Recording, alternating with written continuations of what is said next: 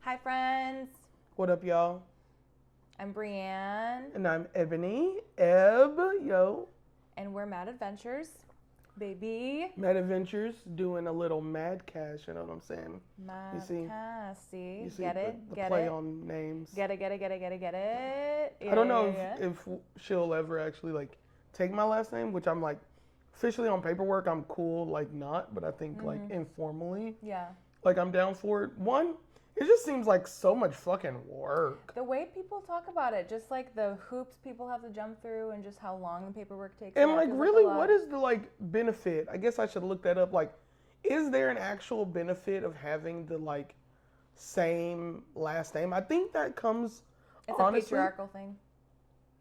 It has to be, right? I think so. The whole name thing, and sorry, this is like totally off Not topic. even, yeah, like not even This what is we're this talking is about. literally Okay. so fucking off topic. Okay. But this is you know the name thing. I think it actually comes from the idea of like back in the day, in the 50s and whatever the fuck, women needed men. Like you couldn't have like credit or like own property. All of those things that like the women's suffrage Yeah. did. I think it came from like essentially knowing that you belonged to someone.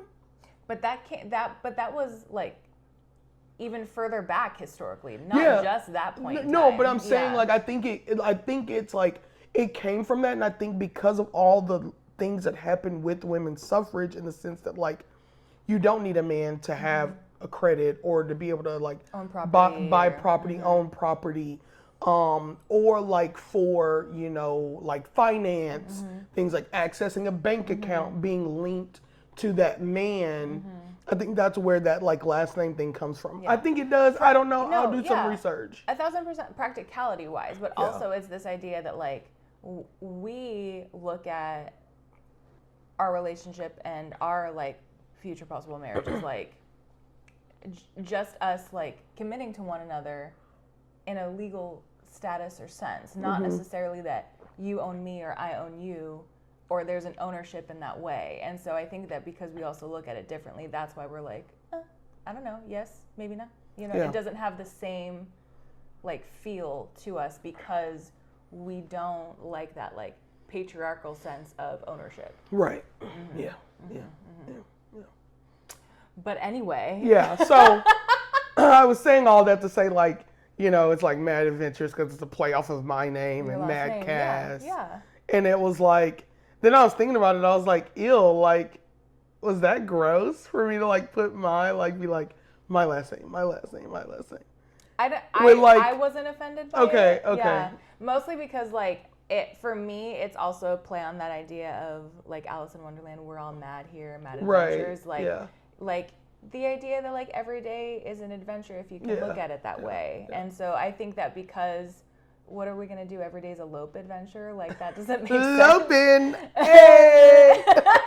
So like I think that because it was a good word to play off of, it worked out well too. So I wasn't offended at the choice of using your last name versus my last name. Okay. Yeah, personally, yeah. Okay. Yeah. Good. Yeah, and we really can't have this full talk. Not yet, anyway. Bro.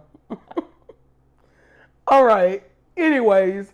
Into the session since we're getting diabolical. Not diabolical. Diabolical. So what are we talking about today? Okay. So today we are talking about our first resort together, our first resort trip. Yeah, and it was something that like for a while we've been kind of manifesting like, ooh, we should do, and like we started with like manifesting like even local domestic resorts.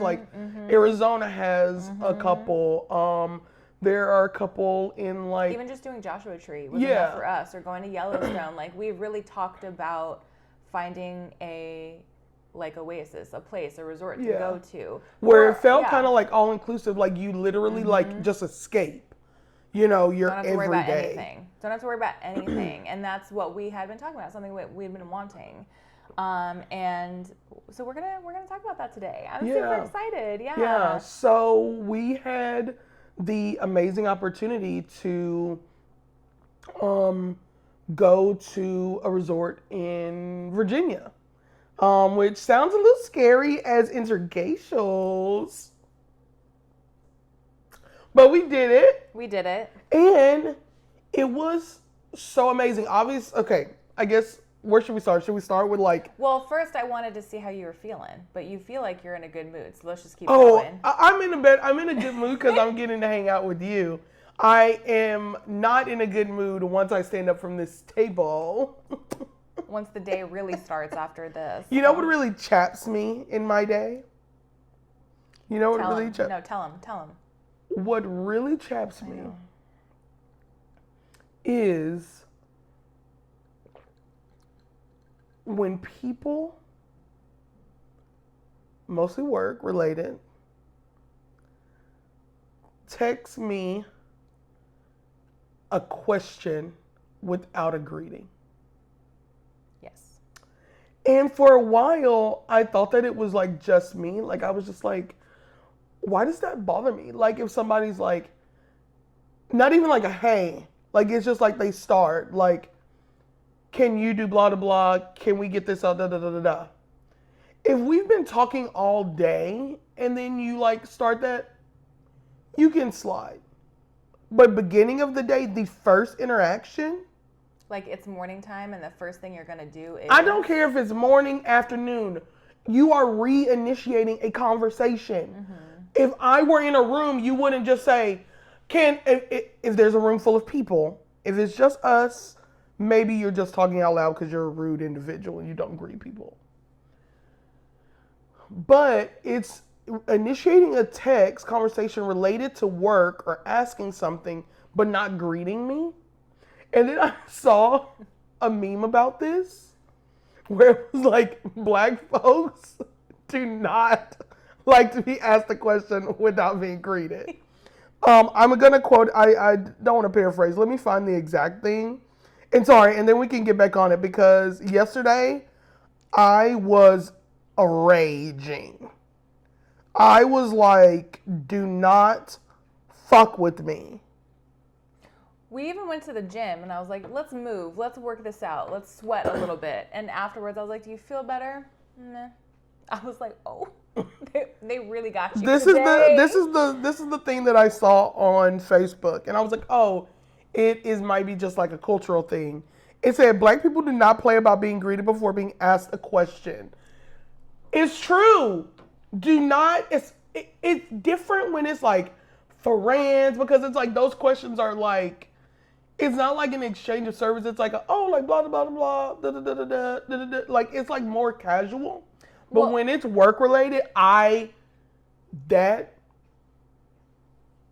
about putting me in a bad mood instantly. I think that going back to your idea of like in a room full of people, if you're going up to your friend and starting a conversation, that makes sense to me. If you came up to me and just started randomly talking, I'd be like, yeah, for sure. But if it's I still even think you would be like, I would. Hey, blah, blah, blah, you know? Would.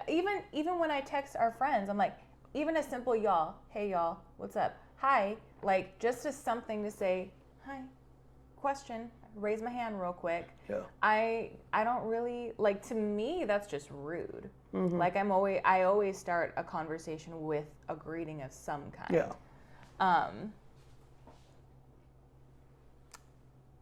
You see our water pitcher? Watercraft. A watercraft. I might as well talk about the fact that so we're in a new setup. I think we're just in the midst of trying new things, trying to update our setup, trying to find the place that's most authentic and feels good for our conversation. So we're just trying something new today. This is also where the natural light is in the house, so we're utilizing her because we love natural light here. But yeah, I hate the big light. Despise it. You won't catch it on and me in the same room. You really won't. In this one room, we have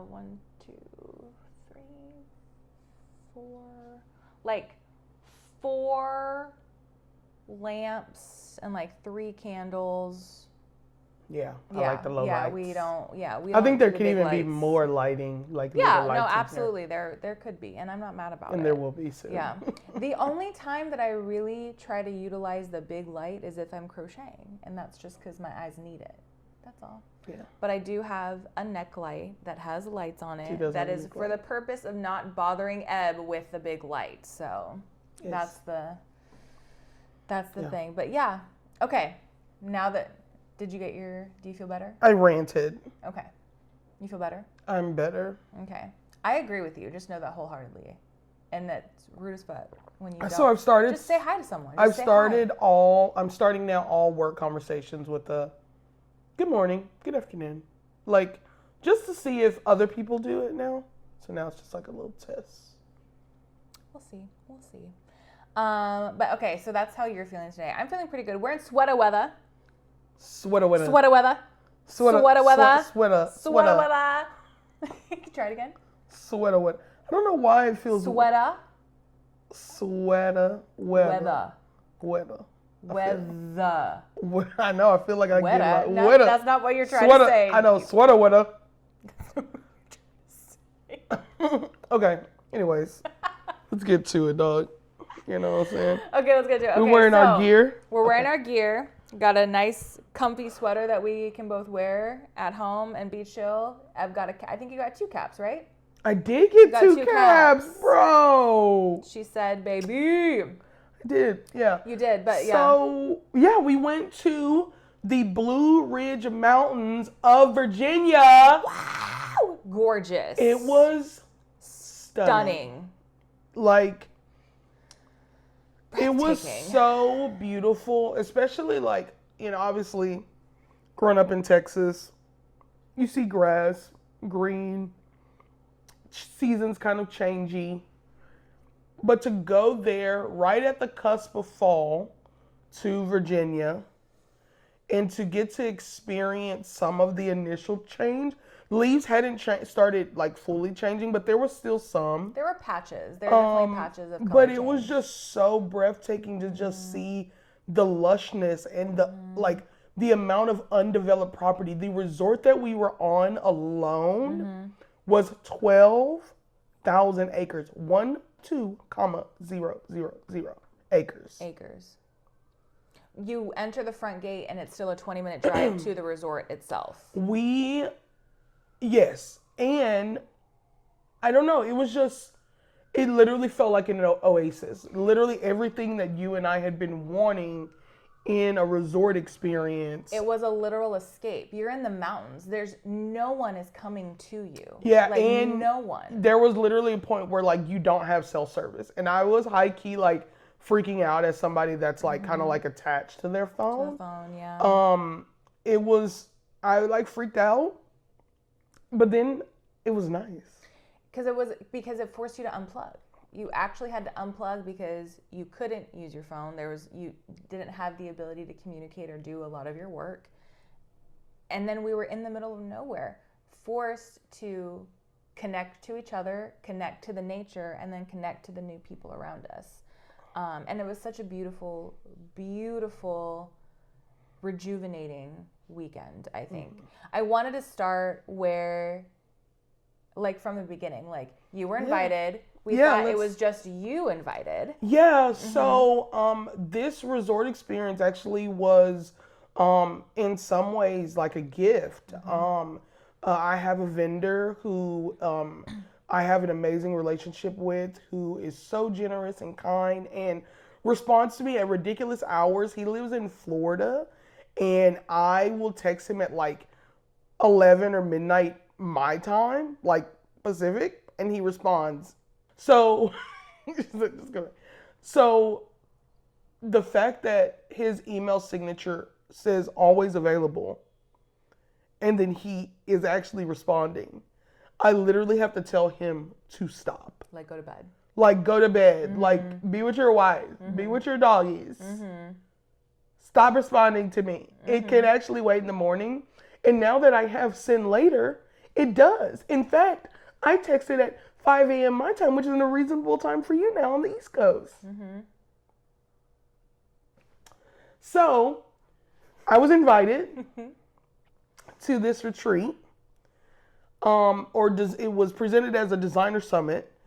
And so a lot of other lighting designers were invited.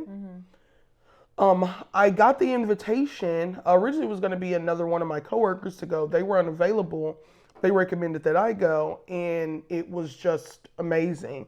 I'm very grateful for them recommending me. It was something that I very much needed. But yeah, so we thought you were originally just invited alone. Yeah. And then you got one of your first confirmation emails, and it was like, okay, for you and your spouse or significant other. And you sent it to me, and you were like, I think you can go. And I was like, I'm just going to send your info. Just to see. When I send mine for my flight. And yeah. And then what, 3 days later, we get both of our flights? First class, by the way. The team that put this together, or the individual team, it was like her and one other person, but mostly her. She was phenomenal. Her organization, travel being booked, so smooth, getting your confirmation. I'm telling you, there are tour managers out there that could learn a thing or two about the way she organized this. Very smooth. We knew, that we were going to get picked up by car. It was just a very smooth. It was a very detail-oriented, well-constructed, like, retreat weekend, essentially, where you were catered to. Like, everything was catered to. Yeah. So from all of our info being taken from us, all of our flights being taken care of, having transportation from the airport to the resort itself, having individual itineraries of you're doing this day and you're doing this day, knowing that they did this for 40, 50 people. Yeah, so it was 20 total lighting designers, and then those people were able to bring their spouses. Their significant others. There were also reps there from the vendors, so not just the rep that I work with very closely, but other reps. And then they were also able to bring their spouses. Their spouses if they were free, yeah. And for me, it was, not only was it this thing that it was like a designer summit, it was in a way something that didn't feel so corporate and strict. And I feel like a lot of our conferences in our industry can feel so like fast paced, and you're like running to meet somebody on the show floor, and maybe that's just me because I stack my schedule when I'm at a conference. Yeah. Because I'm trying to see everybody, I'm trying to meet new people, But it was so grounding because we were in this beautiful setting, and you're like, oh, okay, we're on this, horseback ride, and you're talking to people. Yeah. While you're horseback riding, like, oh, what's your process on this? So yeah, you're like, it's informal, it's casual. Because the intention is different, right? For most of the conferences and like other events that you're doing, the intention is you're gonna go, you're gonna network, you're gonna try and meet someone and build business out of this.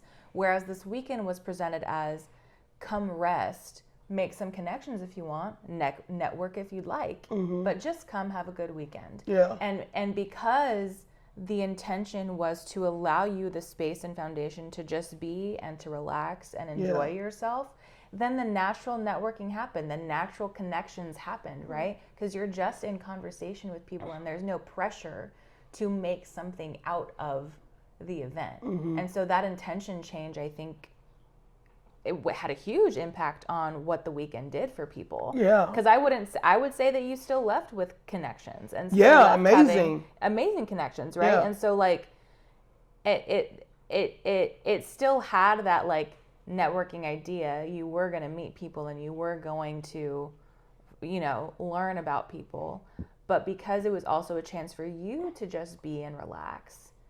That's what made it so open and free for everybody. Yeah. Yeah. So just the organization of it all together and the thought that went into it, like we are going to invite lighting designers and creatives that one, obviously work a lot with this vendor, but also like people that are from different backgrounds. It wasn't just concerts. It was corporate. Broadway. It was Broadway. It was private events. It was international. It was international. It wasn't just people from the US. Yeah. Yeah, and that was super awesome to just, There's only been one other experience like this where I've been in a room with a lot of other lighting designers, and it was hosted by a good friend of mine. And he hasn't done it in a while, so maybe I can collaborate with him and we can bring it back. But he would do this like wine and cheese thing where he would invite a lot of LA designers, like kind of like an informal like mixer thing. And it was so cool because it's like often as a LD, you're the only one in the room outside of your assistant, you know? Right. So that was really, really cool. I think going off of that, one thing that we were really excited about when we were there is the amount of like female designers that were present. Yeah, it was very, very diverse. As well as like a cool age range. It wasn't just older designers. It was a lot newer and from different backgrounds, like you said. So it was kind of diverse in that way, which we didn't know what to expect. Yeah. But we were pleasantly surprised by that, I think. Yeah, it was very nice. Yeah. But it was going back to the person who organized it and like the detail involved, it wasn't just like the resort stay, but like every day we had activities to attend. We got to choose the activities that we wanted. So they literally put together that like schedule and van pickup, and like they had like color coded sheets of everything to make sure that everyone knew what their schedule was. Like I'm just so enthralled. And with that, it was like, hey, we have these things planned, but if you don't want to do them, rest. Do whatever you want. Do it if you want to walk the property, because so there were activities that were like add-on activities like horseback riding, fly fishing, RTVing, shooting, like clay shooting. They had a spa, so we had massage services available. All of these extra services, but then there was stuff that was like, like free or included, which was like there were a whole bunch of like open nature trails. There was like a golf course that wasn't included, but it was there. There was. Oh, I don't know. I don't think it was. And then there's like people like there was like someone with astronomy that led like an astronomy thing that was included. So there were all these things. Someone from NASA did like a presentation. Yeah. So it's all these things that like even if you didn't want to do this big activity that was planned, there was still enough around. And the thought that like they obviously had already paid for these activities, but if you want to miss it to relax, that's okay. That's okay. What? Which I did because I tweaked my back one morning, so I ended up not horseback riding, which was heartbreaking. Yeah. But so kind, and I didn't have guilt around it because I was like, oh, like they're okay. Other people had missed activities too. They're like, oh, I slept in. Oh, I had a little bit too much to drink last night. Oh, you know what I mean? Like people didn't stick to the schedule, but it said that literally on every itinerary is like, it's not a schedule though. Like don't feel this is obligated. a guide. It's this a guide for whatever you want. This is available for you at this time. And that was the incredible part was that like, if you wanted to stay at the bar all day, go for it. You want to go walk the nature trails, go for it. If you want to sleep, go for it. They literally said, what did they say? In one of our like greeting like hangouts one morning, it was like, sobriety is not required, but safety is. Safety is, yeah. Honey, what? Say less, baby. Yeah. Like, hey. And they made sure you had a good time. Oh my God, I probably smoked one of the best cigars. I have another one too to smoke. That'll probably be this weekend. It was pretty nice. It like you smoked it. The first cigar that I tried was way too much for me. Back eons ago. It was just really heavy for me. And this isn't the one you smoked the one with your dad when we were doing poker? Yeah. Oh, okay. I mean, I liked the experience, but it was one of those, like, I could only do maybe, like, a quarter of it. And then I was like, okay, I think I need to put this away. The one that you got, I took a couple puffs, and I was like, oh, this is, like, smooth. This is nice. It was good. It was good. Yeah. It was... And the wine was fantastic. Let me tell you. Oh, I was an elegant bitch all weekend, I feel like, just except for one moment. Except for one night. There was one night at dinner. I don't know what came over me, but I was like, you know what? I'm feeling a little spicy. I'm going to get our party drink, which is a double tequila with pineapple juice. When we were at the bar and she ordered that, I was like, that's our, like, when one of us orders it, we're like, oh. We're going in. We about to turn. That's our turn-up drink. Yeah. Double tequila, on the rocks, pineapple. Yes. With orange slice. I got it. And I looked at her and I was like, that's a you, dog. That can't do that. Can't do that's that. not a me tonight. And that's fine. And that's fine. So you got your wine or whatever you got. I took one sip of the tequila after having only wine all weekend and was like, actually, I can't do this. Like, I could not do it. So I went back to that bartender, a very, very kind man, and I said, I overestimated how spicy I was feeling today. And he said, what would you like instead? He just took it back, gave me my little glass of wine, and that was that. Yeah. So I tried to do non-wine that weekend. Yeah. It didn't work. I felt very elegant and classy. And now I'm drinking like water out of our wine glasses for dinner right now. And honestly, yo, it's a vibe. I don't know. There's something about water in a wine glass where it just feels like it like smacks better. It's elegant. It's classy. It feels good. Yeah. So, okay. I think to go back to our Primland experience, first off, the resort is named Primland.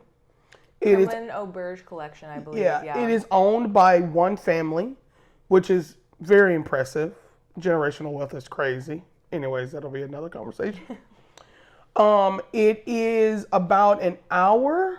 It was 2 hours from 2 Charlotte. hours out. So we flew into Charlotte. It was 2 hours away from Charlotte. You can fly into Charlotte or Greensboro. I don't remember the other location. Don't know. I'll look it up. We flew into Charlotte. Charlotte was a beautiful airport. Loved it. Loved Charlotte. We drove in. Literally, you get to the gate and you think, oh, we're here at the resort. Like Brianne said, it's still a 20-minute drive up to the main lodge. Through the mountains. Gorgeous. Beautiful scenic overlooks. Mm-hmm. And then on the property in terms of like lodging there's the main lodge, there's cottages, and then there are houses too that you can rent. Mm-hmm. We stayed in the main lodge, which was very convenient for us, so we were able to like get dressed like super last minute and just like scurry down to something. Downstairs, yeah. That's where like the bars were, the main restaurants. The main meetups were whenever we were shuttling somewhere. Yeah. But the cottages also, from what I saw, looked really cool too. Mm-hmm. They looked really cute and cozy. The room that we had in the main lodge was beautiful. Oh, incredible. It overlooked the golf course. It had the like sliding opening doors, so it like opened. There wasn't like a true balcony, but it was like a breeze, like step out airway. I think what we call that. Yeah. Anyway, and the view was fantastic. The view, so it was like it overlooked the golf course, but then above the golf course was these beautiful, like green, lush, with like a little fall changing with mountains. With like just like sporadic trees of color. Yeah. I think as someone like to go back to like the idea of like fall and changing color, I grew up in SoCal, like near LA. Like color changing leaves was not really a thing. And so it's always been a desire of mine to be somewhere where there's like a true fall colors on the leaves. Yeah. And so we were there on the cusp, but I was like, I just want to see one red leaf, maybe an orange leaf. I just want to see just something. And I definitely got enough color to satisfy my heart. Yeah. Would I love to go back in the fall, like fall? Mm-hmm. Absolutely, I would. Absolutely, I would. But it was gorgeous, and just like mornings, it was overcast. You could like we're in the mountains, so you see the clouds like rolling over the golf course in the morning. We woke up trying to catch the sunset, and we finally caught it, or not sunset. Woke up the sunrise. Finally caught it on our last morning, and that was breathtaking. Yeah, it was because of the elevation that we were at. What was happening is there was like often rain or dew in the morning, and so it was overcasting the sun. So we finally got to see it, and it was beautiful. And even from our room, even not seeing the sunrise on those couple of days, it was still just a very peaceful morning. The room was great. It had an amazing mini bar in it, had wine in there, which we didn't drink the wine. Everybody was like, you guys didn't drink the wine? No, we didn't. It had snacks that we did kind of like partake in. Snacks, yeah. I mean, like a a couch by the window where you could sit and relax, and a desk. It had 2 giant beds. So one was like our get in and nap with our clothes on, Yeah, and the other I one call was the it- nighttime bed. Anytime we get a room that has 2 beds, I call one dirty bed, one clean bed. Dirty bed, you can put your suitcases on, like without a towel underneath. Dirty bed, you can lay in with your outside clothes on, whether you get under the covers or on top. So that it was nice to have a dirty bed, because there were times where I was like, I just need to lay down tired. for a quick For a moment. moment, yeah. My one regret in leaving was that I never used the tub. There in was that a room. beautiful, like, Gorgeous. oversized, like, what would you call it? Like spa tub? Like, yeah. I don't know like what technically you would call it. Tub just with a a big jet. tub. It had jets in it. It was very nice. And yeah. you could open up like the paneling so that you could see the window and have everything open. And it was just, We were so busy, either so busy and out doing something, or we were exhausted and falling asleep. 'Cause You ready? yeah, Okay. All right. So we had. sorry for the awkward cut. Yeah. Funny. Real awkward cut off there. We had little technical difficulties, as you know, beginner podcasters do. And I pulled a rookie mistake, and my phone stopped recording because someone just didn't have any more storage in their phone. Oops. So we literally finished our whole conversation, everything, good, beautiful conversation about this resort, and went and realized that the phone missed about an hour of it. So that's whatever. Have you thought about like recording with the flash on, so then we know like if it stops? Because I don't want to use like the selfie. They also have apparently like a device where you like connect it to your camera and like you put it on the front of your phone, view or whatever. Yeah, so we could do that too. Yeah. But either way, our bad. Awkward pause. Let's just jump right back into it. We were talking about the resort, how beautiful our room was, how sad we were we didn't use the tub, essentially. But we were going to move into our day-to-day. So we got there, saw the room, gorgeous, had maybe, an hour to get ready and enjoy it real quick, and then had a welcome dinner, which... Let's just talk about the food real quick. Let's start there, actually. The food was really good. It was typically always served like kind of like buffet style. Maybe family style. Family style, maybe, like the second night was like family style.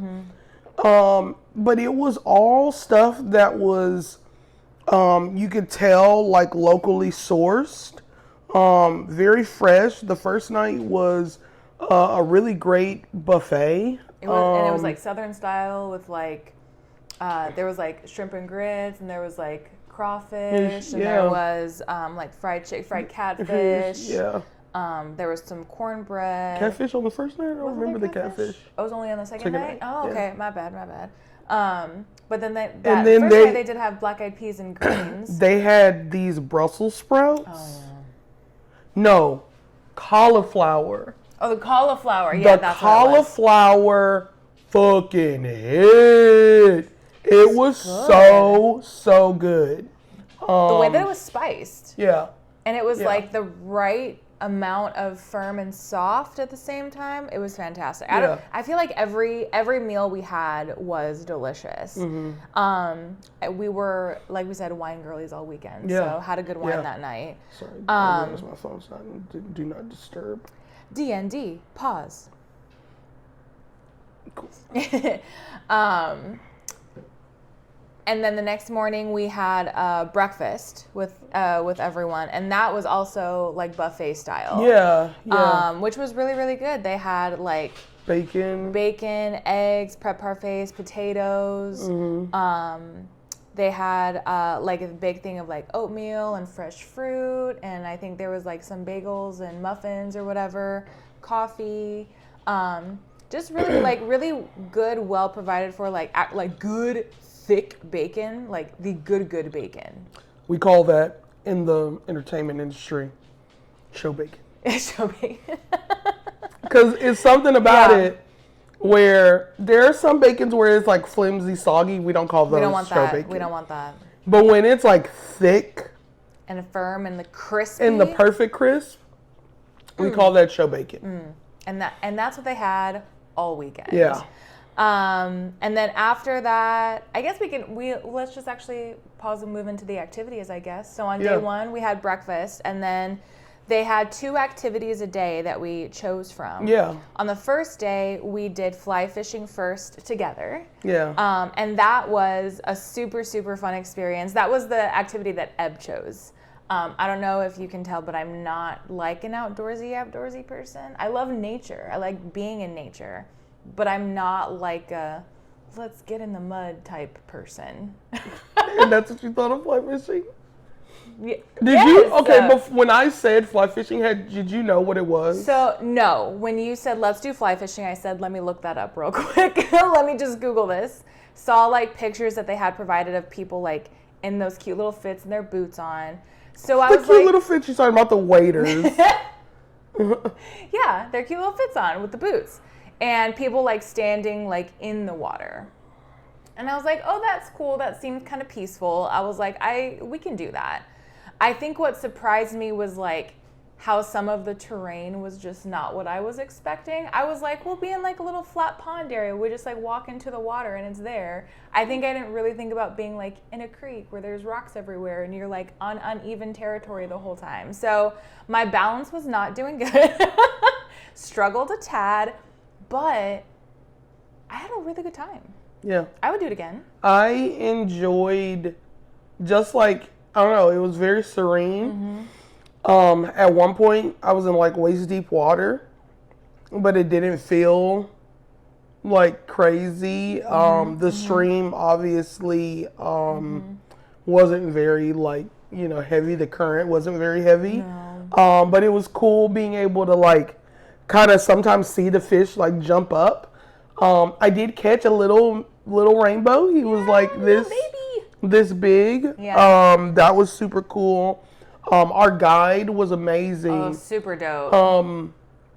And it really kind of like re-inspired like my love for like outside and outdoors and like finding, you know, whatever, you know, kind of outdoor hobby I want to do. I know it sounds very odd to be like, I want an outdoor hobby, but like I didn't want it to be like golf. Yeah.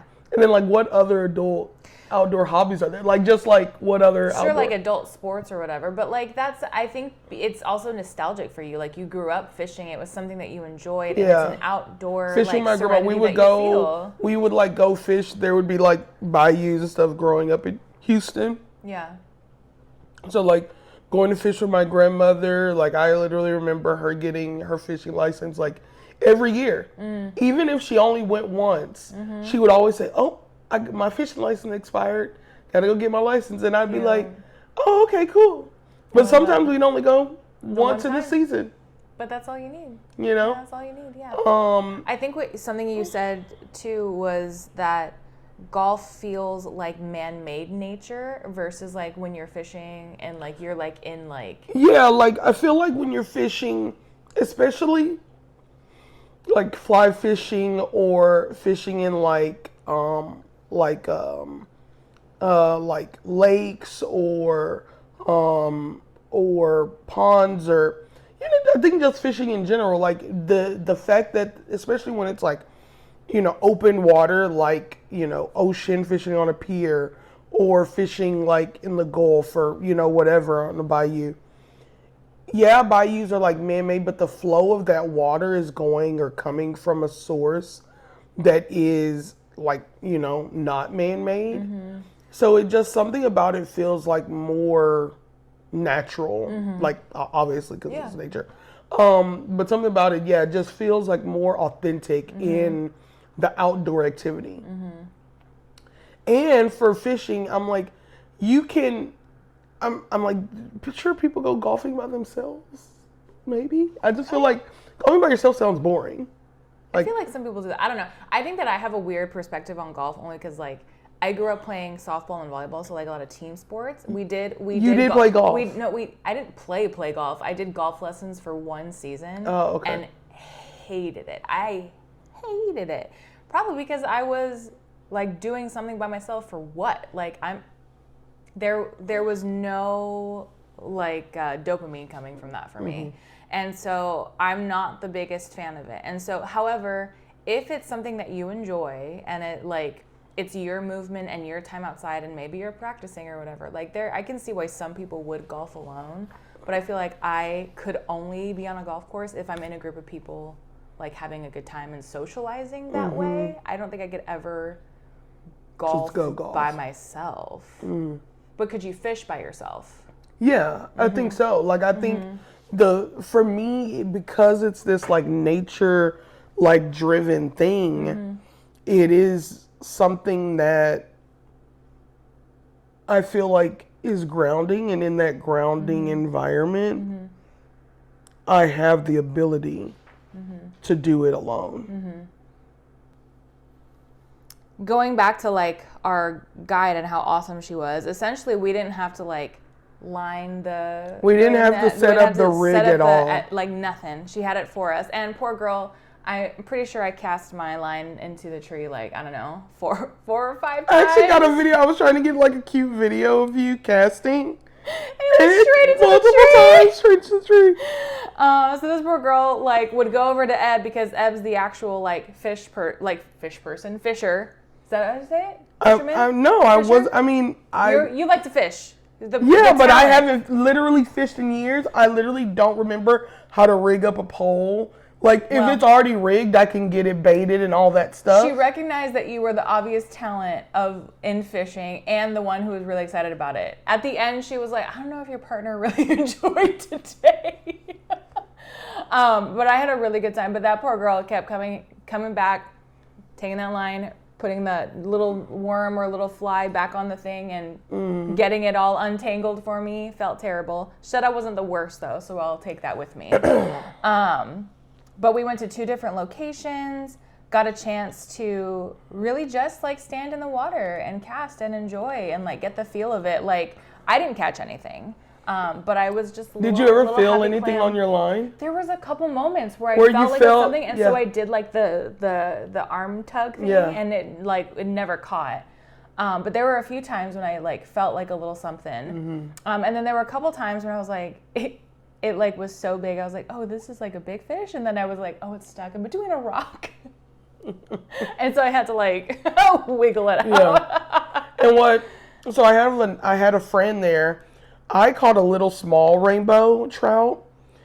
A lot of people that were guides and worked on property, they were that fish is probably more native to the area, because there were bigger fish in there that they were those probably were populated. But who knows?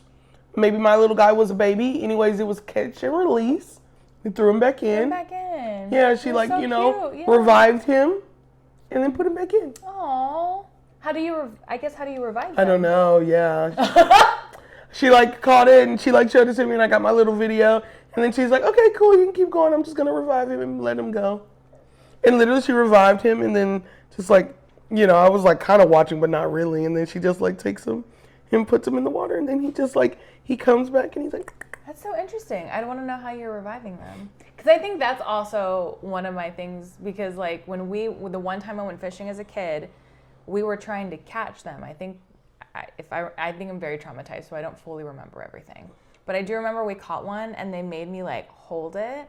And I think that and it squirming in my hands and me knowing that it's literally suffocating, I was I can't do this. Yeah, I remember. So we would go fishing, and the most popular fish we would catch in the area that my grandmother and I were fishing would be croakers. And they literally croak. So you just hear them when they die? I can't even... I'll have to find a video and show you the noise. Oh, that made my stomach churn. But they're literally flapping and croaking.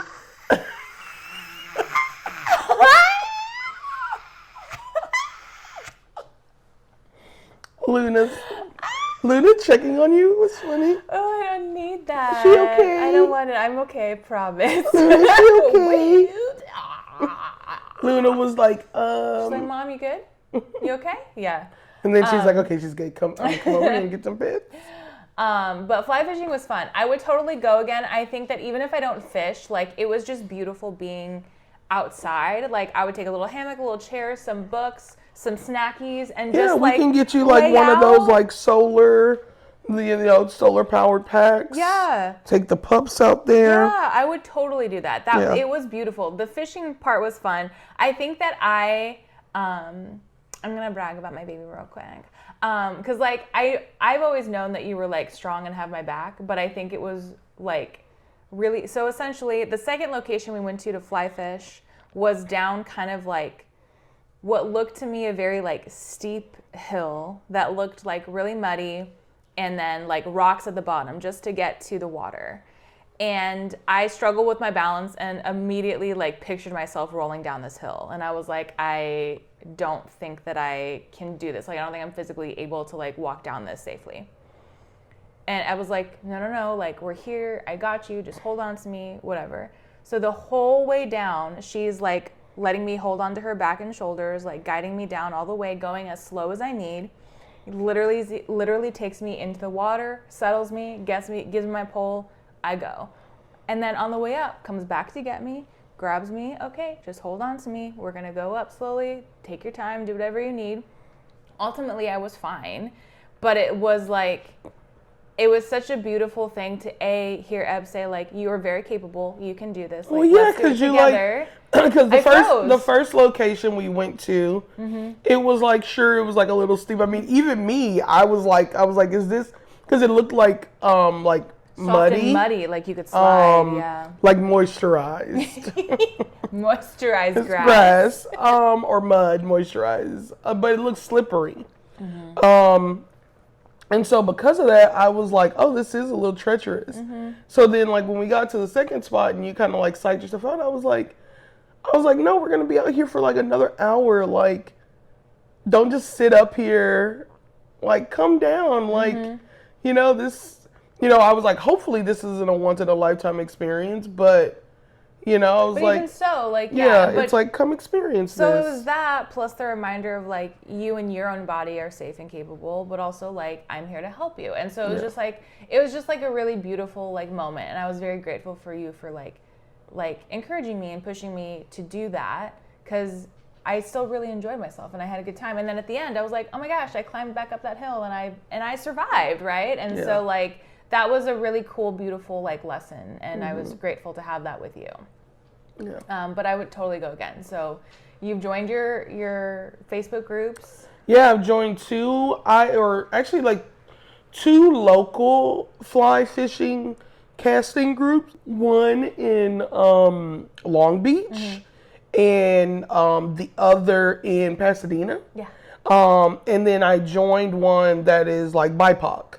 That is like people all over that join this group, and like the organization does like group trips as well. And, like meetups and stuff? Yeah, and so like for me, the first, I haven't really found like places locally to fly fish yet. Like all of the local clubs, they have like ponds that you can practice your casting in. But it's not like, Colorado or wherever where it's just like, creeks galore. So we need to take like a fly fishing trip. So it would be like trips, and with that, which is why this is going to be like an expensive hobby starting, I would most likely want guides because it was nice not having to like rig up the pole or worry about like fixing it. Is that like a thing that's like common or offered? I think in most places, because it's like you can go to like Yellowstone or like Colorado, there are like fly fishing like guides that you can hire. Oh, okay. Yeah. Okay,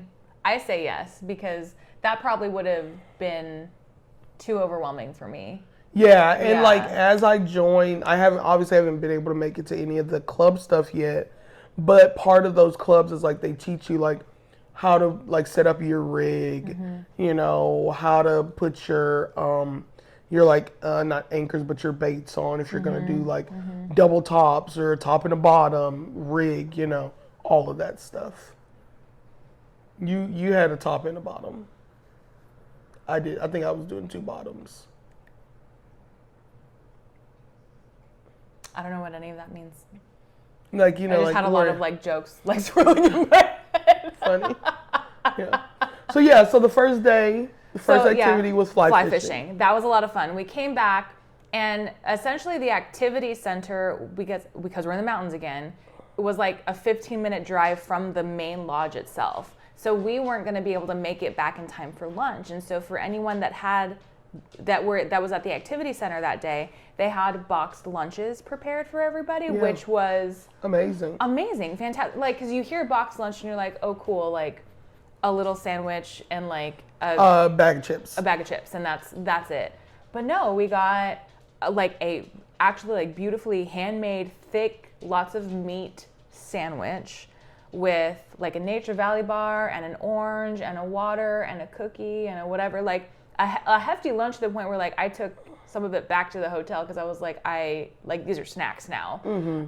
But I thought that was wonderful, and just like the detail that went into that planning of like knowing you won't be back for 5 hours, so let's make sure you get some food. Yeah, because the fly fishing for us was a 2.5 hours. It's like 2.5 hours. Yeah, because we also had to drive to the locations to go fish. Yeah, and that was the crazy part. So the resort itself is 12,000 acres. For fly fishing, though, we did go off property.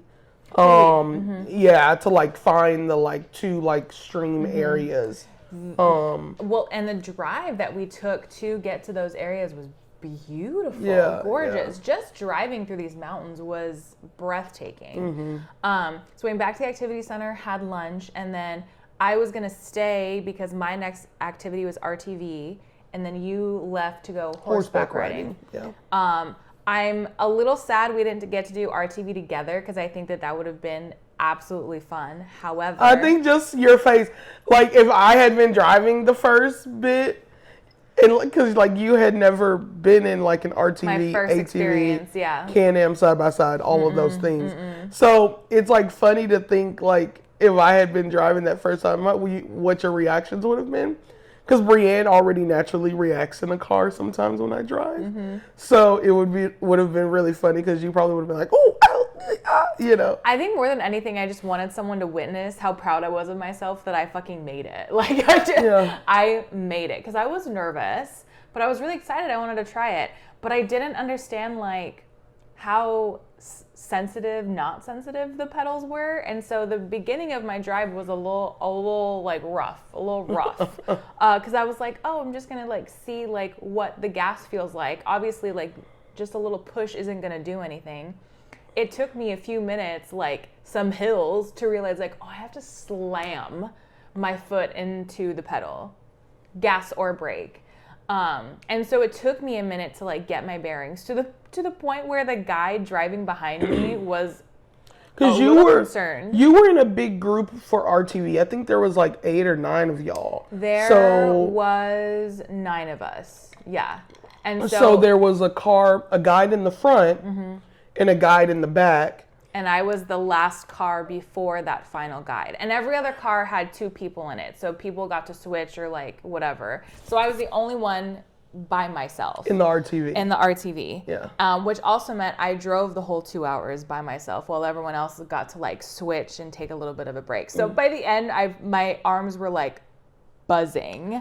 I think the best part is as I was leaving going to horseback riding, and I, see Brianne's group pull off, but I'm in a transport going to horseback riding because the horse stables were another 15-minute drive on the property. I hear a radio go off saying, it's like, so and so, I'm in the back pulling up the group.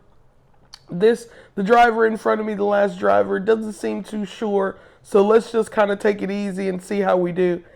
And I knew they were talking about you. I was like, I wonder if that could be her. Yeah.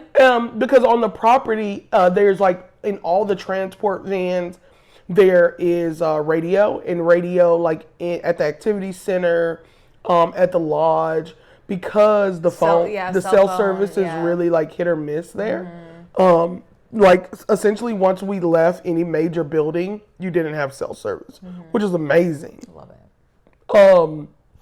So it was just really funny hearing that, knowing that it was you, and I was like, oh my poor baby.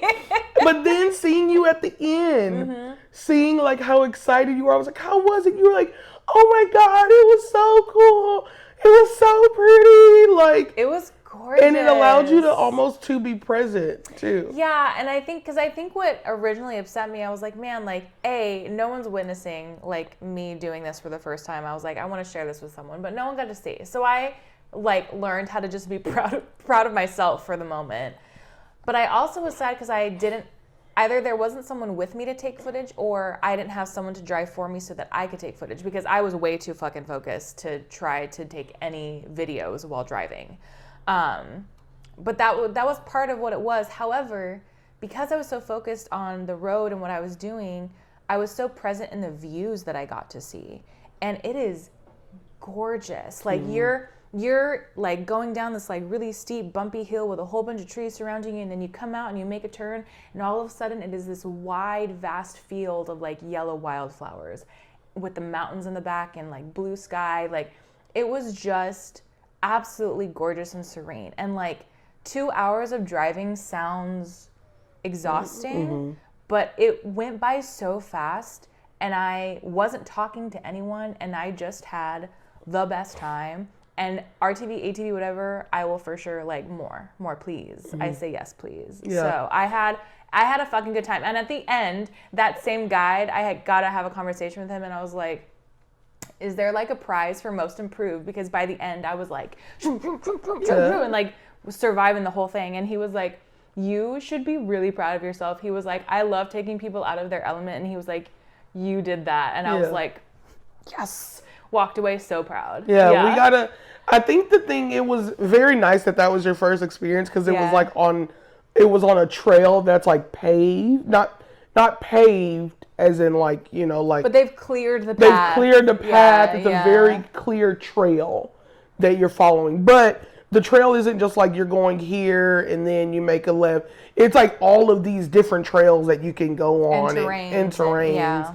So at some point you're like going through and it's very like muddy and rocky and steep. Then it'll break and, you know, you'll make a turn and you'll be going through like a field of yellow flowers, but it's all cut out. Yeah.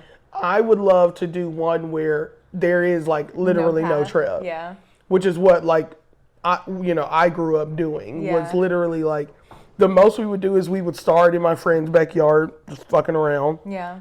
And it's Texas, so a big backyard, and we're just making like huge laps with these like, you know, ATVs, these 4-wheelers, just and until, you know, their parents are like, okay, we get it. You guys want to take the 4-wheelers out? Like, just go out the back gate, please, for the love of God.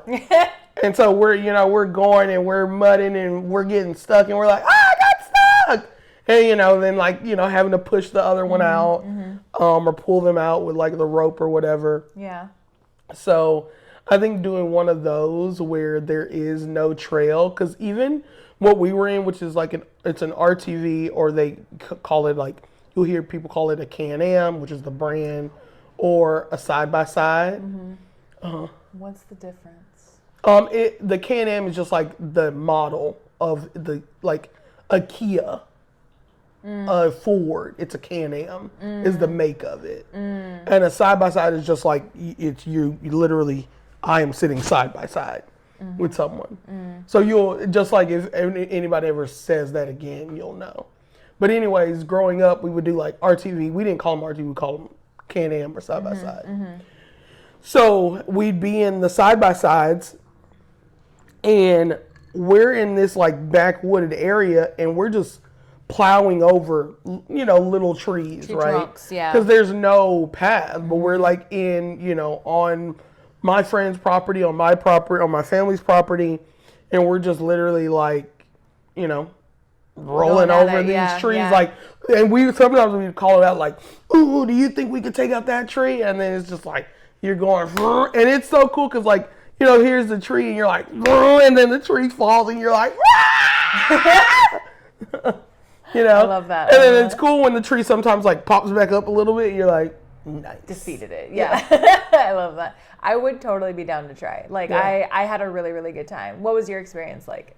Okay, so I did horseback riding, or you want to talk about the... No, either way, yeah. So, still on day one, or on Friday, because we got there on Thursday. On Friday, then, while she was doing RTV, I was horseback riding. The horseback riding was, it was beautiful. We only did an hour, even though it was 2 hours, but it was like totally fine because I think the horses had been out already before and they had already done like a couple of rides. But it was really pretty. We did some like really, really gorgeous trails with beautiful views. We didn't ever get off the horses because a lot of people like use the like little step to get on it. Did you use the step to get on it? Yeah, dude, because I haven't ridden in forever. So, you know, obviously I grew up riding, so it all came right back to me, you know, like being able to click to my horse, my range, you know, holding the horn. All of that stuff came right back. And my horse was really chill and awesome. And yeah, it was really beautiful. We went through some like crazy terrains, and the horses, for me, it was really impressive because there were times where like the horse would kind of like stumble or trip or like step over stuff, and they're just like so graceful in how they like, you know, regain their stability. And yeah, I mean, the horses also know like the path, so once the first one like starts leading, they all kind of like fall in line. And the instructor was like, once you guys fall in line, just stay in those lines, because like sometimes then the horses get temperamental if like other ones cut in front of them or whatever. But yeah, it was a really, really cool experience. It was fun, like, you know, talking while on horseback. You know, you're like, because you know, normally when you horseback ride, or at least from growing up, we would like horseback ride like in a line. You know, more like, you know, like parade style. But here we're, you know, I was gonna say like war status. Sure, whatever. Yep, military. But here it's like in a line, like tail to tail, not side by side. So it's like a little hard talking to each other, but still fun. And then he touched your face. Then he touched your And face. so we had an hour ride. I was great. I am allergic to horses. I'm allergic to a lot of other animals and things. My allergies are pretty severe. Afterwards, there was a like wash station there. I washed my hands. I thought I washed them good enough, but then I touched my face. So by the time in our transport, we drove like 10 minutes. By the time we got to the lodge, my eyes were red, my face was puffy. And I'm like texting Brianne because she's wrapping up RTV stuff, like they're coming back in their transport. And I'm like, oh my God, did we bring allergy pills? I was like, man, we don't have any allergy pills. So I'm just laying here with like the cold press on like, my eyes. Silently dying. Yeah, I'm like, luckily though, so growing up, when I would have allergy attacks like that from horseback riding, because I grew up horseback riding, so I literally knew, I was like, fuck, I didn't bring my allergy pills. Definitely don't touch your face because my shit will go off. I was like, I would always take, you know, my allergy pills or whatever. And so like I knew, I was like, fuck, this could be so bad. But I didn't have an asthma attack. And growing up when I was younger, with that type of allergy attack that I had, I would have an asthma attack too. Even with like growing up, I used to be super sensitive to dust. Like if I touched like something very dusty and then touched my arms or my face or anything, I would literally have a crazy rash all over any place that I touched. It was kind of crazy. Well, I'm glad you had your inhaler at least. Like, were you to have an asthma attack? Yeah, but I was good. And but little did you know that I had your. So I texted her, and she's like, "Yeah, no, I packed us vitamins and allergy pills. The little tiny pill in your pill box is allergy pill." And I was like, "Oh, this woman, she's everything. I adore her." And then I took an allergy pill, and then I laid there for like 10 minutes with the cold press on, and I was good. Yeah, because then like an hour later, by the time we got ready to go to dinner, you were fine. Which our second outfit, like our second dinner, that fit was probably my favorite. Your fit looked good. I felt like I needed to tailor mine a little more. Your pants? Yeah. I got my pants hemmed, but it was like making a weird bulge in my crotch, and I didn't like that. Yeah. So you think you just need to hem them a little bit shorter? Yeah. But your dress, it was really cute with the sweater. With it like clipped up here. Very cute. Yeah. I felt really cute that night. And that dinner was delicious. We had, that was the night we had catfish, you said, and that we also had prime rib, like cream corn, which was... The cream corn was crazy. Fantastic. So the dinner the first night was in the lodge, which was where our room was. But on property, there's like the cottages, there's houses that you can rent.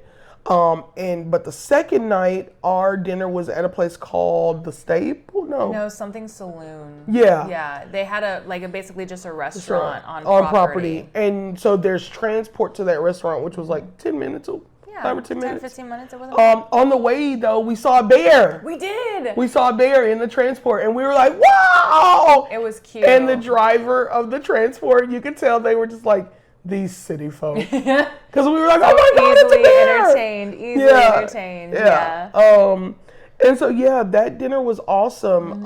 And again, it was beautifully curated in who we got to sit with. Yes. We had the opportunity to sit with the CEO and his wife and some other amazing designers. Talked about nerdy stuff like vacuum robots. Yeah. And the one with the mop. At one point, you did stop the conversation to say, I'm going to go take a picture of the sunset real quick, be right back. And it was literally like multiple people, which is like, you're in a room full of lighting designers. When multiple people are leaving. Well, because I'm like talking, and I look to my left and I'm like, holy shit, that sunset is crazy. And so I'm Bottle it up. I was like, I'll be right back.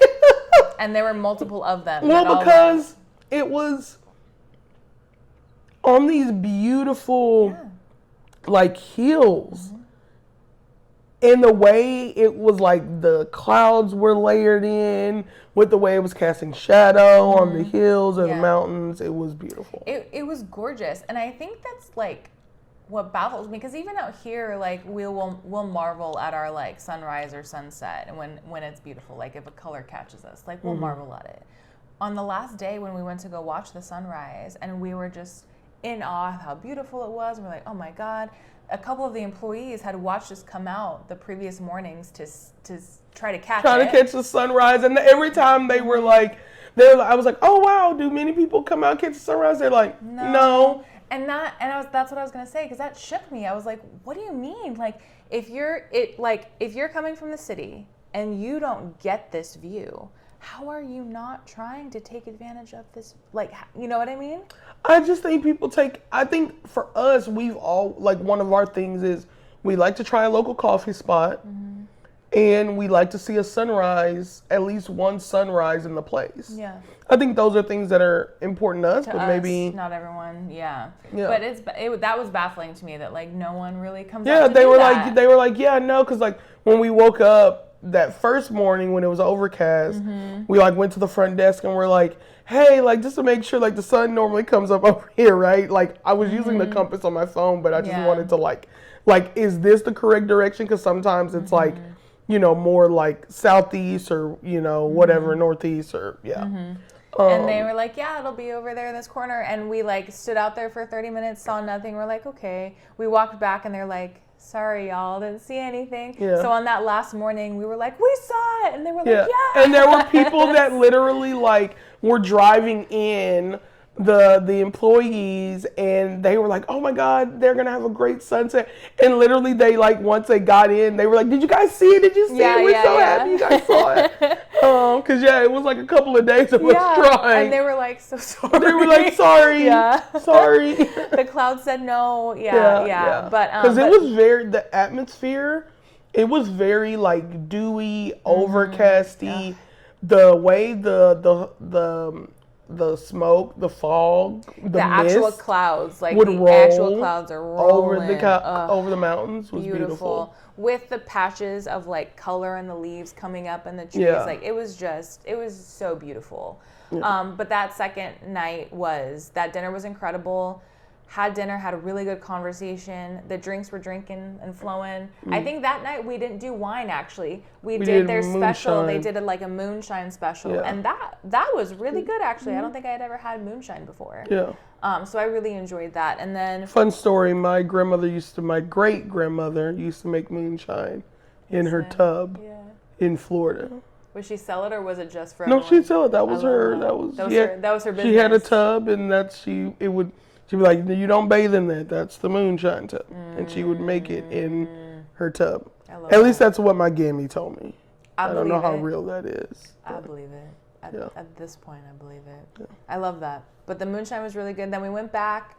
Everyone just kind of like stayed in the lobby for like an hour or so to hang out, talk, gab. It felt very much like adult summer camp in the sense that like you end the night and everyone doesn't want to go to bed and everyone just wants to like hang out and socialize. Social hour. Yeah. And then day 2 happened, and day 3. I apologize. Day 3, morning of. We tried the sunrise, didn't work. We also went to the fitness center. Because I was like, you know what? I'm going to go horseback riding. This was the day Brianne was going horseback riding, and to help with her mobility, I was like, I'm going to go stretch. I'm going to go foam roll. I'm going to go, like, wake my body up. It's going to feel real good. And while foam rolling did something to the point where I, like, could not stand up without struggle. And I don't know what I did, but we, like, walked to breakfast, and I was like, okay, let me just see if I can, like, walk this off, like, whatever I just did to myself. We get to breakfast, and the entire 30 minutes that we're sitting there, like, I couldn't find, like, a spot. Everything was hurting. Like, it hurt to breathe. I was like, I don't know what I did.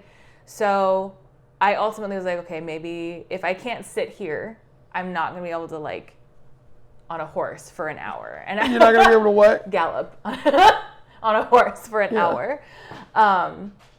Which was, I was really sad about it because I was like, man, horseback riding in these mountains is going to be fantastic. But again, like we were saying, there was no guilt in me missing something on my itinerary. And so I was like, you know what? I have my massage later. I'm just going to take the morning, relax, go use the jacuzzi, chill, use the massage like ball that we brought, and just try to like figure it out. Mm-hmm. So decided to skip horseback riding. We did breakfast, which was pretty delicious because I didn't do the group breakfast. We decided to go to like their like lounge restaurant for breakfast, and I got like a biscuit sandwich, which first time having jam on a biscuit sandwich with bacon and cheddar cheese. Which I think is so odd. I had never tried that before. I'm like, it's a biscuit and it's... But like for me, I would think biscuit, like it's one or the other, like butter and jam, or like whatever, like cheese and sandwich meat, or nothing. You know what I mean? Like it was two different entities coming together for me. Yeah, for me, I'm just like, you have this amazing biscuit, which was fantastic, with this amazing bacon. So yeah, I'm gonna put some jam on it to give it a little pop. I wouldn't have thought of it, but I really, really enjoyed it. And then, so you left that morning to go to RTV. Yeah. I went to RTV. Yeah, and it was... Oh, no, you did your massage first. Oh, yeah. No, I did do... Yeah, so while Brianne was, like, kind of recouping, I went to the spa. We both went to the hot tub. I had my massage that morning, warmed up my muscles. The massage was phenomenal. They had this beautiful... like waiting room that overlooked like a little part of the mountain, and it had like flowers out there, and there were, bees and butterflies like flying about. And then my service was really good. And the thing I liked the most, it was like just like a signature massage. I didn't have hot stone. I wish I did. I didn't have hot stone. But they used the towel on my neck, like a warm towel as my pillow when you turn over on your back. And that was the first time I'd ever had that. And so that I like remember rolling over being like, oh my God, this on my neck is very nice. It's very warm, almost like a little too hot, but it was perfect by the end of it. Yeah. And then they used that same warm towel to like massage my shoulders and neck. And it felt so great. So when I came out of my massage, I had to tell you right away because I was just like, we've been to a lot of spas. And I had not experienced that before. Yeah. Very often people are using just like a warm neck pillow, which like still feels great, still warms up your neck a little bit, right? But like the steam towel did something different in that it held the heat better, but also to use it to massage you. When they did it to me, they used it to like stretch my neck. Yeah. They like pulled up. Oh, it felt so good. Oh my God. But you were so excited to tell me that because at the spa that I work at, we do a warm neck pillow already. And so she said that, and I was like, oh, that's interesting. I was like, I'll have to think about that because I think my initial thought was, well, how did the wet towel not get cold by the end of the whole thing? But it didn't. And so I was hoping that it would happen for my service, and it did. Shout out to Kamala. Fucking fantastic. Yeah, I don't remember oh my God, she was therapist incredible. said, Such a good energy.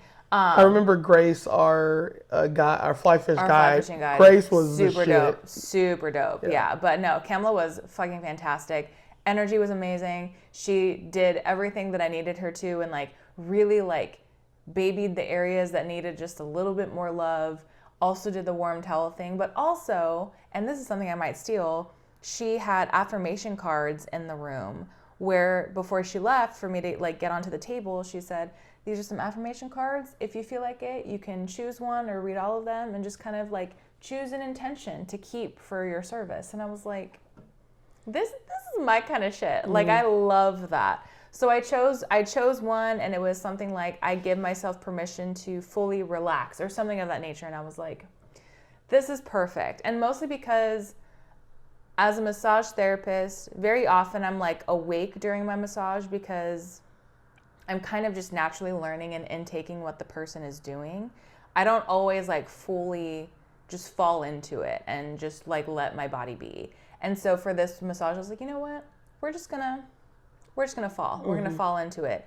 And by the end, I felt so good. And happy to report, I have used the hot towel on a couple of my clients thus far, and people have been really enjoying it. Good like it's really good heat to warm up the muscles, like you said. I'm using it to compress, also using it to stretch their neck, and then continue with the massage. And people have, like, the clients I've worked on have really enjoyed it so far. So, thanks, Primland. Yeah. Also, hot tip from your friendly massage therapist, because we spoke to some people who like didn't know this, but if you like massage, it's always helpful to get into heat beforehand. It helps warm up your muscles, brings the blood flow in. But also, don't be afraid to fall asleep. I had conversations with multiple people who were like, I always feel bad if I fall asleep. I feel like I'm missing it, or they feel like they have to talk to the therapist the whole time. And it's like, actually, please don't. You don't have to do that. Please don't. Let them work. Don't Let do them that. work and you enjoy. Yeah, like I totally understand when people come in and they have like, they need to talk for a few minutes to just like feel trusting and relaxed and whatever. And then when they knock out, I'm like, oh yeah, I did it. But don't feel like you have to talk. Don't feel like you're missing anything if you fall asleep, because often that means that like if you're awake and you're forcing yourself to stay awake, you're also like guarding and aware and like holding your muscles without realizing it. But when you're asleep, you're completely relaxed, which gives us the freedom to really manipulate and work the muscles. And then at the end, those benefits are still there. So just friendly tip, let yourself sleep, use some heat, you'll feel real good. Yeah, but spa was amazing. How was your RTV though, later the day?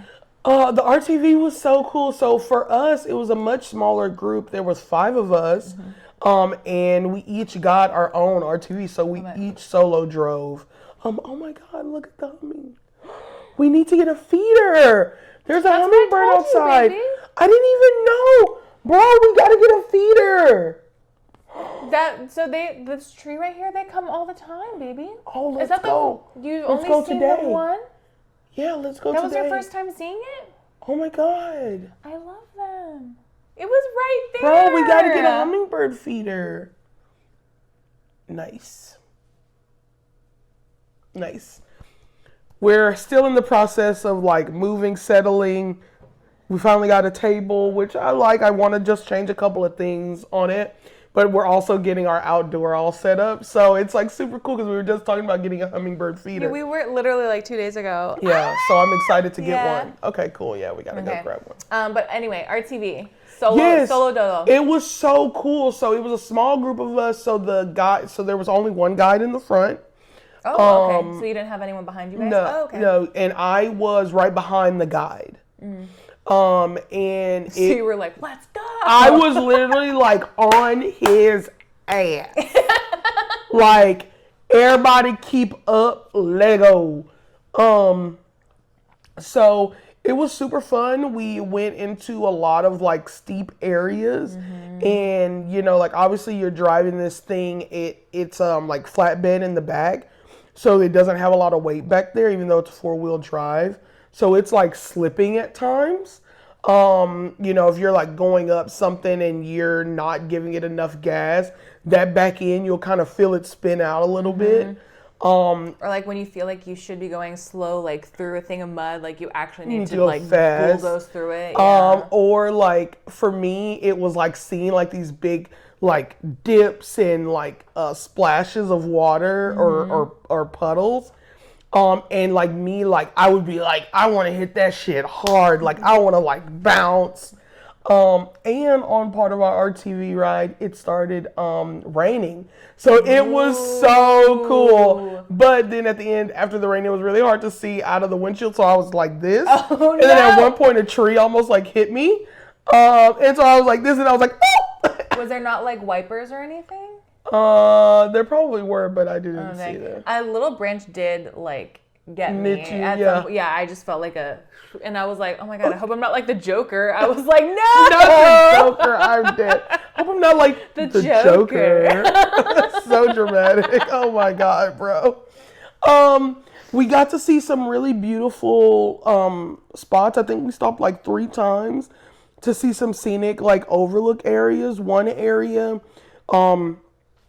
we stopped and there was beautiful mountains, obs, and there was a rainbow, and you could literally, they were like pointing out the whole other state that you could like see. They're like, this side is Virginia because it's all like mounty and hilly, and this side is blah, blah, because you can tell that it's like flat over there now. And it was crazy that it was so clear that we could see into another state. Because we live in LA and there's smog, so we're everywhere. Not used to that. Can't see that. So that was super cool, and it was a 2-hour ride, and I drove the whole time. I got video, which Brianne was like, when you're driving, I just don't think you're gonna be able to get video. And I was like, bro, like I've done it before and gotten video. I get it. I see you. I cannot do that, but I was really grateful you were able to get some good footage, just because like. That I was sad to not have footage at the end, right? Yeah. Like I was grateful to have been present and like really ingest what I was seeing, but also like I like to look back at photos and videos, and so like the fact that you were able to get some, I was really grateful for. Yeah. So my bad. Didn't mean to doubt you. Yeah. Didn't mean to doubt you. So yeah, that was our last day of activities. Yeah. So doing fly fishing. We both got to RTV. I was able to horseback ride. Brianne wasn't because of her back. Took a break, but that's okay. But we obviously, luckily blessed, live in LA, and I've been wanting to do the Sunset Ranch, Hollywood Sign horseback ride, and I guess Groupon is still a thing because it's still pretty cheap to do. I love it. I would absolutely love to. And then we'd be able to go together at least. Because that was the thing too. We were separated at the time. Yeah. But yeah, no. And then our last dinner was fantastic. It was in the lodge again. That was the night that I tried tequila and it did not work out. So wine girly all the way. Brianne goes up to the bar and she's like, tequila double with pineapple. And that's our like party drink. That's our we about to get turned up drink. And I looked at her and I was like, dog, that's a you tonight because I'm going to be a wine girly. We switched. We went back. Yeah. I made a mistake. I learned. And that night was also cool because we were able to go up to the observatory. Yes. And there was someone from NASA doing like a presentation. Unfortunately, it was raining, so they couldn't like open it up for us to. They couldn't open the dome for us to see. But the presentation was really cool, just like learning about like different black holes and the way that different stars look and how we can recognize different ones. She had like, she also did photography, like astrophotography, and so like had photos for us all to take, and so that was really cool. So we did that. I think it was like 30, 45 minutes, and then went back down, and then again went onto the deck, fire pit on, just hung out with drinks with everybody, and like it was our last night of socializing. Everyone's saying, I'm so grateful to have met you. Like it was just like, it was a beautiful like way to round out that evening, knowing that the next day everyone was going to be leaving. Yeah. And everyone was leaving at different times. You were on different shuttles, so you didn't know who you were going to get to say bye to. And so that night was just, it was drizzling, but like no one gave a shit. Everyone was outside. Us being outside enjoying. in the campfire. Yeah. So we go up to the observatory and we're up there for maybe like 40 minutes or so. We come down, everybody's still like hanging, gabbing, bar. We go outside. The bartender is, like bringing us stuff, and they're like, okay, last call.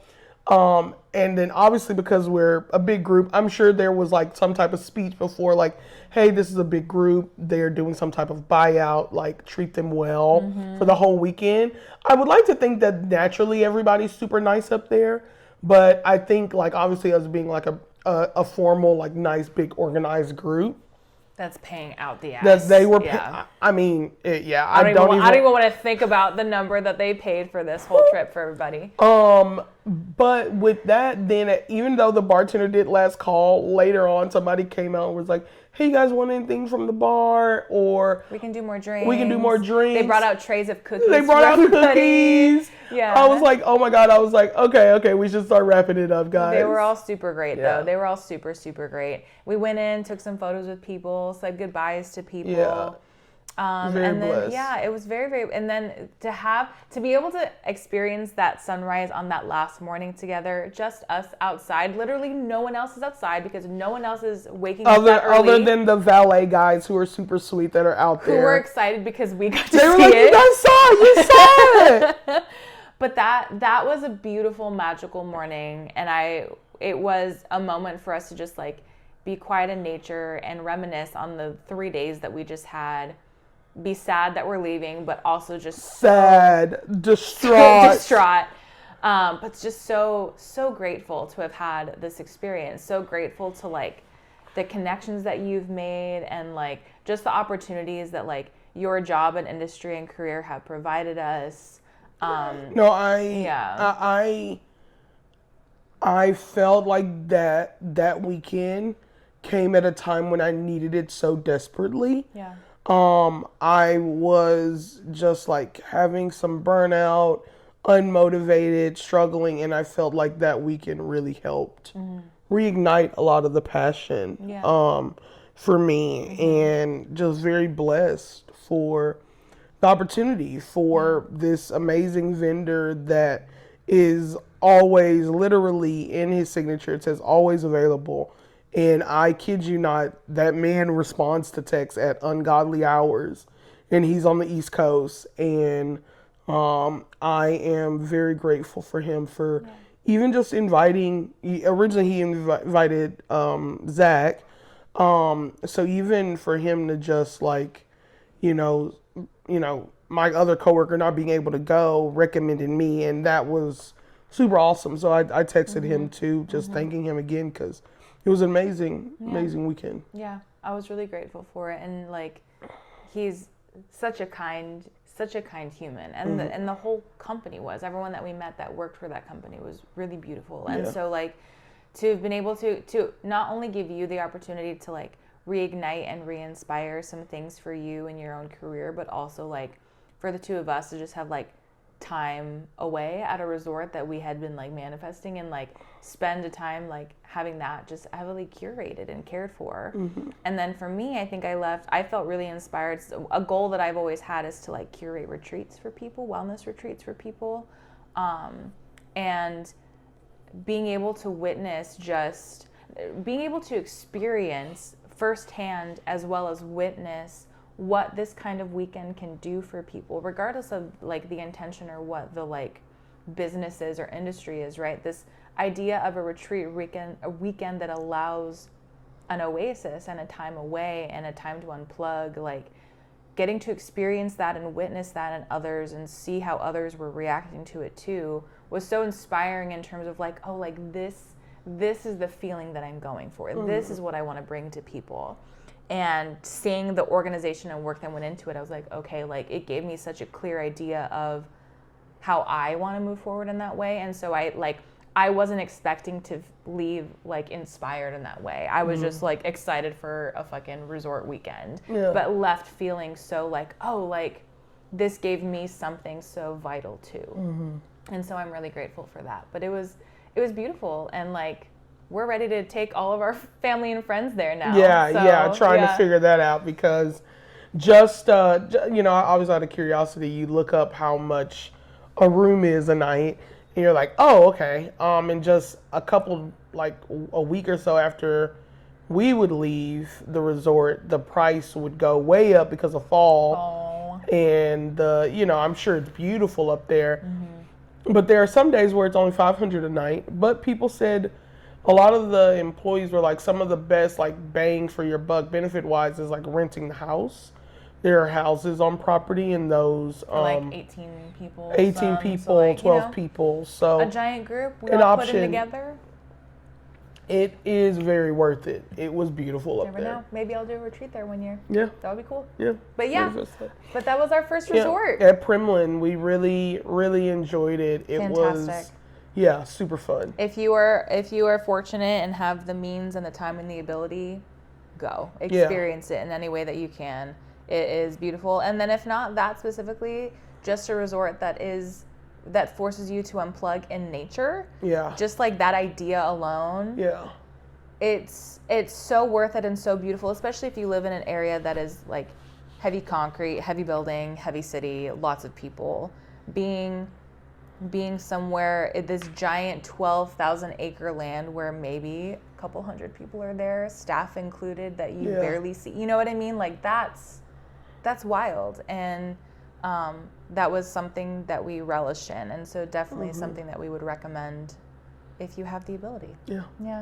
But follow us, join us next week. We'll see y'all later. Excited to start talking about some fall stuff. We're in fall season. We got pumpkin patches coming up, we got card, we got Halloween Horror Nights, we got Disney haunted like corn maze, so we'll be talking about what we have coming up, what we kind of know, you know, before, and then we'll talk about like our experience after. This year. Super excited. And I think that I've planned our Halloween costume, so we'll see. Nice. Yeah. We'll see. Yeah.